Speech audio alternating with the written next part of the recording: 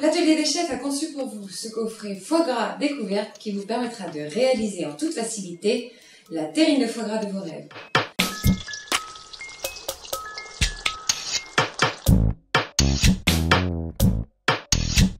Dans ce coffret, vous aurez une terrine en silicone avec son couvercle, une presse, ainsi que de l'assaisonnement, un mélange 5 épices chinois, de la fleur de sel, ainsi que le poivre de cubeb.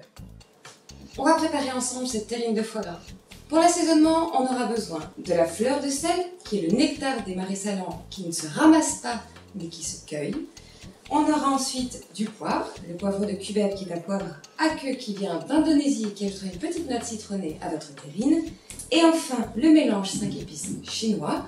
Je parsème mon foie gras de cet assaisonnement à l'intérieur et à l'extérieur. Une fois que le foie gras est assaisonné, on peut le laisser mariner quelques minutes au réfrigérateur. Je dispose donc mon foie gras dans la terrine. On presse un petit peu, on dispose le deuxième lobe et on tasse à nouveau. Le foie gras est moulé dans la terrine, il ne reste plus qu'à l'enfourner dans mon four préchauffé à 160 degrés. J'ajoute mon couvercle et c'est parti. Le foie gras est cuit. À la sortie du four, on va pouvoir maintenant le presser. La presse, elle est indispensable et elle s'adapte parfaitement à ma terrine.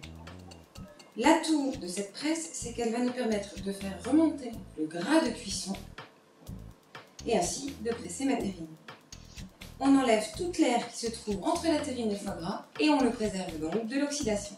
Je presse et en même temps, je fais couler le gras de la terrine.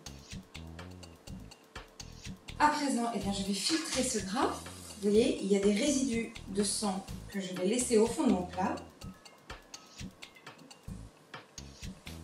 Une fois que le foie gras est bien pressé, on enlève la presse et on le recouvre avec ce gras.